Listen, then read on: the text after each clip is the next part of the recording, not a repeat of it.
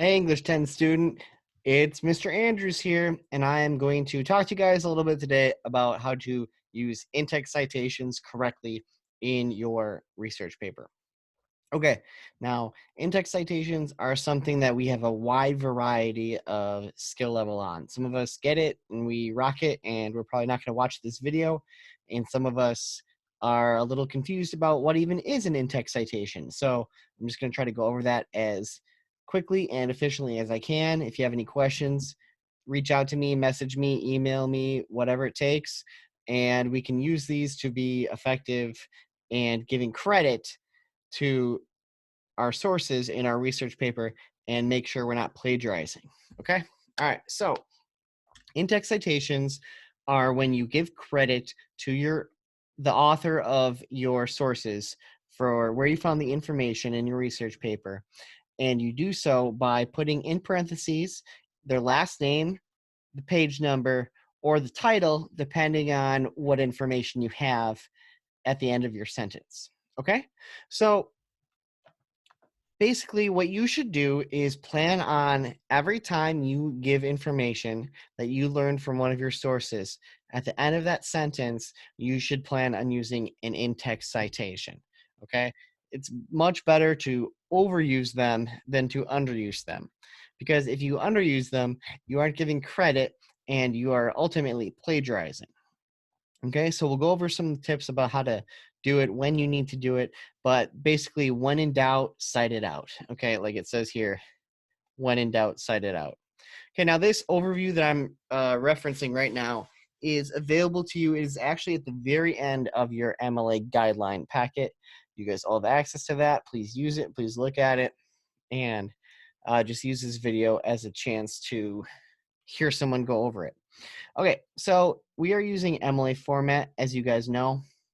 And MLA format dictates that the basic formula is to use the author's last name and the page number from where the quote or paraphrase is taken. All right. So let's say, for example, I am quoting Beyonce here. Okay. Now, Beyonce has some information, and I could have a sentence that says, according to an article, and then I have some sort of quote. Okay. At the very end of that quote, at the very end of that sentence, rather, before I put my period, I need to give credit for where that quote came from. Okay. Now, if my quote came from this source on my works cited page, really what I do is I take the first piece of information. Now, this would be the author's last name, or it would be the title of the article or website or whatever. Okay, so this, I guess Beyonce only has one name, so that's a weird situation, but I guess it's her last name, Beyonce. Now, there is no page number on my source. Okay, because there is no page number, I don't have to include a page number. I wouldn't just make one up. So this is how my sentence would look with that quote. All right. Now, what this in-text citation, with this thing in parentheses, oh, I can't spell Beyonce apparently. Beyonce. Okay. What this tells me is, what tells my reader is that I can look and find this information on my works cited page, and I will know that that factoid or that quote came from this source. Okay. So it's a way to give your paper ethos, give yourself credibility, give yourself trustworthiness to your reader. Okay. I didn't just make this up. I researched it, and this is exactly where I found it from. All right. So, like it says here, use the author's last name and the page number from where the quotation or paraphrase is taken. Okay. If the author's name appears in the sentence itself or in the parentheses following the quotation or paraphrase, but the page numbers should always appear in the parentheses, not in the sentence of your text. Okay, so let me sum that up for you. If you use the author's name in the sentence, you don't need to put it in the parentheses. Okay, so in these examples, Wordsworth is our author. Okay. In this sentence, the writer does not mention the author's last name. Therefore, the author had to put the last name and the page number in parentheses. Okay. Now, in this example, the author did use the last name in the sentence. So all that had to go in the parentheses was the page numbers. All right. If you have page numbers, you always put them in parentheses. Do not weave them into your sentence. Okay. Just save that for the in-text citation. All right. All right. Now let's talk about if there is no author. Okay. You go with the title, whatever comes first. All right. So for here, if I was quoting this, I could say MLA style. All right. I don't need to type out the whole title. I can just go with enough information to make it clear to my reader where it came from. So I wouldn't need to write MLA style of electronic sources. I could just write MLA style. Okay. If you have something in parentheses, I'm sorry, if you have something in quotation marks or in italics, make sure you are putting it that way in your in-text citation. So for example, if my in-text citation has 8 hot dog gadgets. Okay, let's say I found that on, it's a YouTube video, so there would be no page number. That's how that in-text citation would look. All right, if I was doing the MLA handbook, I'd have to put it, not control open file, control I for italics. I would have to put it in italics. Okay, this one would have a page number, so let's say I found something on page 4. It would look like that. Okay, if you have multiple page numbers, like let's say my quote went from page 3 to page 4, you would put it like this. Pages, that tells your reader it came from this source on pages 3 and 4. All right. And like I said before, if there is no page number, you don't make it up. You just omit that part from your parentheses, and that's totally fine. Okay. There is more information in the MLA guideline about what to do if you have multiple authors with the same last name. You would use the first initial, R. Miller versus A. Miller. If you have multiple authors, you would, if there's 2 authors, you would include both and the word and. Best and Marcus are the 2 authors there. Okay, they found that information on page 9. If there's more than 3, or 3 or more rather, you go with you list the first author's last name and replace the additional names with et al. So for example, this one had 3 or more authors. So you go Frank, it's the first person's last name, et al. Period. Okay. So if that appeared here, you would see Frank on my works cited page at all. It would be just like that. Okay. So essentially, in parentheses, you put whatever comes first on the works cited page. That would either be a last name or multiple last names or a title. Okay. And then if there is a page number, you put the page number as well. All right. Now, there are some wacky situations, like if you are quoting a long passage, you display a quotation that is more than 4 lines of prose or 3 lines of verse in a freestanding block of a typewritten lines and omit the quotation marks. Okay, so usually when you are quoting something, you have a few different ways you could weave it into your own words. Okay, you could start with my own words, then go comma, and then quote, and then cite it, okay, with a period. All right. I could also, well, you could do it the same way. Quote, comma, my own words, cite it, period. Okay. So if it's a short quotation mark, you can weave it into a sentence with your own words, separating your words from the quote with a comma. Okay. You could let's say you didn't want to use commas, or you're doing them too much and you want some variety. You could get rid of the word comma, get rid of the comma, not the word comma, get rid of the punctuation mark, and you could use the word that, and that would help connect your words to the quote. For example, could say something like,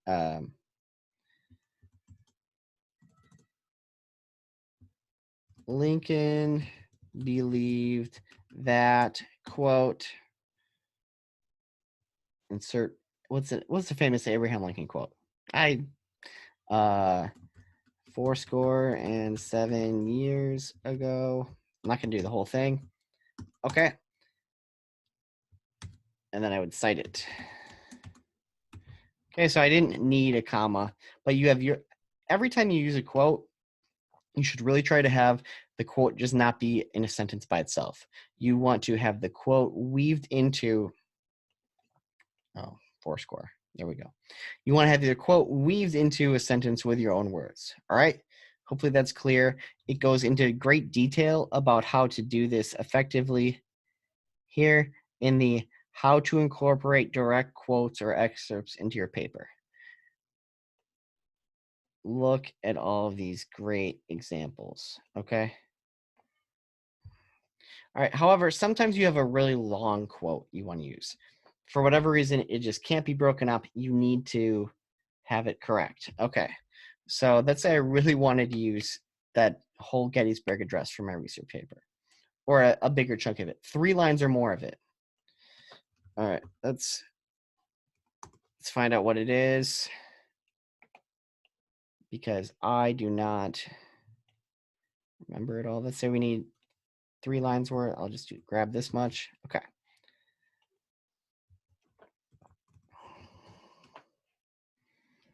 Okay, so if I were using this in my paper, I wouldn't just have it be like this. If it's a long quote, I have to follow these rules. Start the quotation on a new line and indent the block.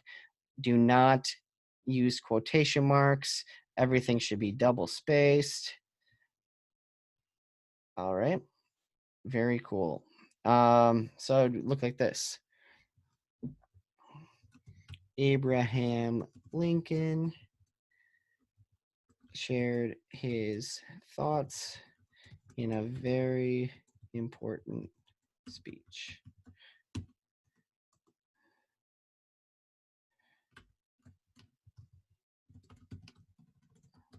Okay, I'm not going to retype that all.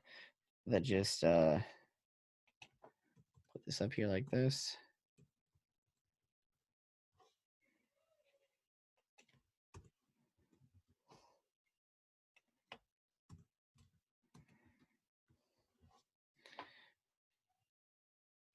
Okay, now let's pretend I needed to have a quote that was this long in my paper.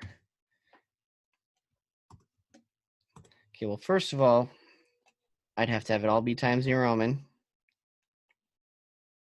I'd have to have it all be size 12. And it should not be bold. It should be normal. Okay. All right, so when you have a really long quote, again, that's more than 4 lines long of prose. Okay, so it's 4 lines or more. I introduce it with a sentence, and my sentence ends with a colon. All right, that's telling information about what this quote is, and then I have a colon. Then I omit the quotation marks. I don't even have the quotation marks. And then at the very end, I cite it, and I do not put a period after my parentheses. In all the other instances of using InText citations, I do put the period after the parentheses. Here, it goes before and then cites it, okay? Then I continue on with my essay. Here.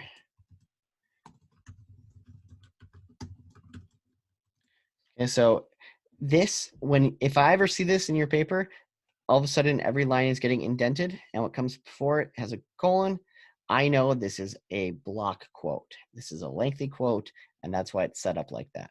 Okay, cool. So that is pretty much everything that is covered in the InText citation part of the MLA guidebook. Now let's talk about how often you need to use them in your paper. Okay. Now here is my gibberish example from the formatting video. So basically, here's how it works. Okay, let's say I have an in-text citation here. This came from Smith, page 2. Okay, when I see that in-text citation at the end of a sentence, that's telling me that the sentence that came before it, the information in the research paper, you learned from your source, Smith, page 2. Okay, now let's say you have more information coming up, okay, right after that. Okay, and then this sentence, the information came from Jones, pages 4 and 5. All right, every time you change sources, you should have a new in-text citation. However, let's say my next two sentences were from the same source. Okay, let's say everything from the Jones 4 through 5 for the next 2 or 3 sentences till about here came from the war, a really cool article called The War. Okay. Now, what that tells me is that everything between Jones 4-5 and this new citation of The War, even though it's multiple sentences, that all came from this source. Okay, so basically, what I'm saying to you is that each in-text citation tells your reader that what came directly before it comes from that source. If you have multiple sentences of information that came from somewhere, you can wait until you're done with that little bit to put it in text citation. The exception would be anytime you have a direct quote, anytime you're using quotation marks in that sentence, at the end of that sentence, you should cite it, okay? To make it very clear where that quote came from. But if it's paraphrases and summaries, you can wait until the end of that section to put the in-text citation. So at a bare minimum, you need at least one in-text citation per paragraph. Let's say you have a shorter paragraph and all of the information in that paragraph came from the same source, then you could wait technically until the end of that paragraph. Okay, so let's say I have a new paragraph here. Okay, and oh, that's not right. Let's say, oh, my new paragraph starts here, body paragraph number 2. Okay, and it goes until about here, let's say. So at the end of this paragraph, I need to make sure I have an in-text citation.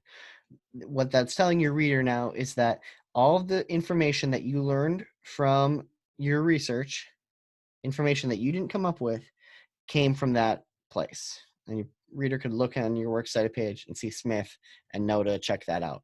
Okay? All right. So hopefully that makes sense. Really, you should have a lot of in-text citations in your paper. Every time you're coming up with a fact or a quote or a paraphrase, something you learned, then you should be citing it. All right. Some things that are very common knowledge you don't need to cite. Obviously, you didn't learn it in your research, you already knew it. However, remember, it's always better to be oversighting. All right.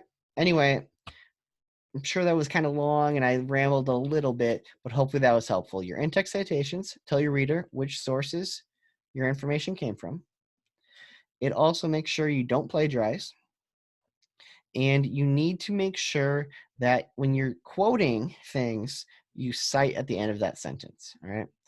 Also, please remember to incorporate your direct quotes and excerpts into your paper nicely. Okay. What that means is have your words and the quote in a sentence together. All right. A lot of young writers end up just putting the quote in a sentence by itself, that you're just plopping it in, and that is not as strong of a writing skill as it is if you're able to weave it in. Weave it in using a combination of your words and then the quote, separate them by a comma, or have it flow perfectly like this one's, according to quote, blah, blah, blah. All right. All right. Anyway, that's it. That's all for now. Message me if this confused you at all or you need any help. I'm sure I could do a better job explaining it if we were talking, if we're in the classroom, but doing it online is tricky. So I hope this helped. Anyway, talk to you soon. Bye-bye, everyone. Take care. Have a great day and stay happy.